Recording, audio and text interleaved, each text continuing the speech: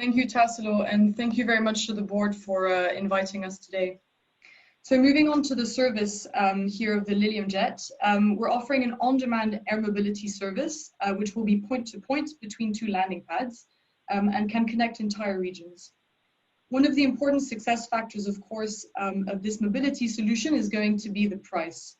To be clear here, this is not a service that we envision for the rich, where someone can own an aircraft and land in his backyard. We're rather looking at a service that will be available to all from public spaces and at an affordable price point as well. So here is the example from Tampa to St. Pete, where the trip would take around 8 minutes for a price which we would estimate between $60 and $90, $90 being the most conservative price point. Essentially, on a short trip such as this one, we base our price on the price of a taxi ride. And if it were a longer trip, for example, Tampa to Orlando, we would base our price on a short domestic flight. Important to note here is that the price that you see is based on our entry into service price, so from day one, which means that here we have a pilot on board. As you can imagine, this is one of our highest costs. So it will be more expensive on day one. At the same time, there are three main factors which are going to allow us to decrease this price point very significantly within just a few years. The first one being, of course, network effects. As soon as we have more landing pads and more jets flying around in the region where we would start, as well as the production costs going down, but also the pilots being removed from the cockpit. And really the vision ultimately is to be able to commute with the Lilium Jet at a price which would be comparable to owning your own car. And in case you're wondering how an electric air taxi can meet the price of a taxi ride on a similar route, it's rather simple. So let's say you want to go from Tampa Airport to the St. Pete Beach with a taxi. Typically, the taxi will have waited for you at the airport. There's a high chance that he will not be driving with a cab full of passengers. And then he will not be driving straight because, as you know, on the road, there's a security factor. And on top of that, there's going to be traffic. By contrast, the Lilium Jet will have pulled passengers onto its aircraft to maximize utilization and will be flying beeline, which will allow it to complete the trip in 8 minutes compared to 35 minutes with a taxi. So sure, we have an aircraft and a pilot which are more expensive than a taxi and its driver, but at the same time, we're able to deliver 20 times the throughput as a taxi on this kind of route. And this is what makes our service affordable. Next slide, please. So here's kind of the vision of what it would look like for the Tampa-St. Pete region. So here in the middle, you see the red circle. That's what you'd be able to reach within an hour via car. And the white circle is what you'd be able to reach within an hour with a Lilium Jet. So one important note here is that you really see this is not just an urban air mobility solution where you can go from Tampa Airport to Tampa downtown or to St. Pete. This is really much more than this. It's regional air mobility, which is actually arguably even more impactful because this is where you can achieve the most time-saving activity. And ultimately, this expanded radius of life for people means that people are able to do more and see more.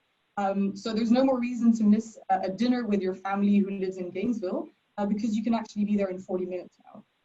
And while this is really fantastic from a convenience perspective, it's also an incredible enabler for economic growth as the region gets increasingly connected. So with this service, for example, commuting between Tampa and Orlando will become much more comfortable and convenient, and much more economic and business exchange can be done between the two cities.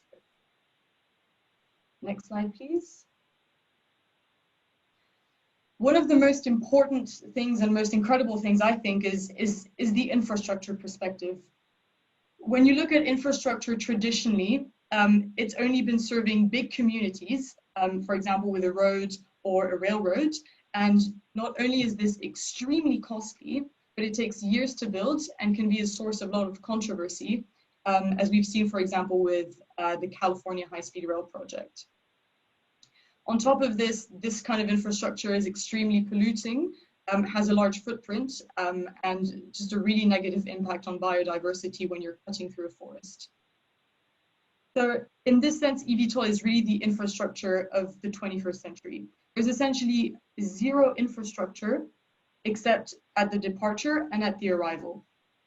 And this comes at a minimal footprint in terms of CO2, but also in terms of space. And typically the investment will be only 1% of the capex compared to other modes of transport, and will take just a few months to build. And while with this type of mobility, you won't just be able to connect big hubs such as cities, but also underserved communities, which for now, it didn't make sense to connect them via a high-speed rail, for example, because it just was too expensive. In terms of the throughput, very important to note here, the landing pad that you're about to see, maybe we can move to the next slide actually. The landing pad that you see here is able to throughput hundreds of passengers per hour. So it becomes a really valid mobility option on such a small footprint. And the beauty behind the service is that if you have an aircraft which is able to take off and land vertically, has such a high safety level and low noise, you're able to operate within urban areas, not just from airports. So all you need is a landing pad, which could be, for example, on the top of a building or on top of a parking garage. And as the previous presentation with Christina highlighted, airports are an interesting location for landing pads, not because of the airport facilities, but rather because there's a constant throughput. But at the same time, placing a landing pad on top of a parking garage in the middle of the city would be extremely cost efficient and can deliver a very impactful mobility solution. So the idea would be to place landing pads in a way which would be integrated into the existing public transit network, so that you stop working, you hop on a bus, and then you hop on your Lilium Jet to go back in the rural area where you could be living. And these pads can be bigger, they can be smaller, they're highly adaptable to the land that's been identified. And of course, the size will depend on the throughput as well that you would want to deliver with these landing pads. So maybe to conclude, eVTOL has really an incredible potential for every region around the world, including the Tampa Bay area. But it's much more than that. You have a 360-degree connectivity, high-speed connectivity, which will connect all of your region. And this comes really at a fraction of the cost of any other mobility option that you could be considering, and can still deliver an extremely high throughput. So with this, thank you for listening, and Tassilo and I are open to questions.